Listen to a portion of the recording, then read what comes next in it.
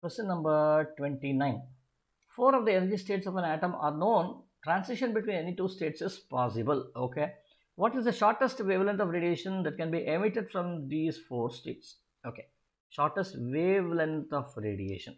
How is wavelength of radiation related to energy states? We know that when an electron jumps from a higher state, an electron atom jumps from a higher state to a lower state, the wavelength emitted is lambda in the form of a photon, which is given by hc by lambda. Energy of a photon is equal to difference in the energy states, which is delta E, or lambda should be equal to hc by delta E. H is Planck's constant, which is constant. C is the velocity of light, which is also a constant. It's only this variable. So lambda increases when delta E decreases. In a similar way, lambda decreases when delta E increases. So what should I do? Shortest wavelength. So when the value of delta E is larger, lambda would be smaller.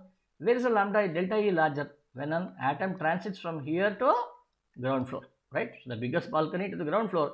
So delta E is much larger here. So definitely lambda would be shorter. For the rest of things, it is not so.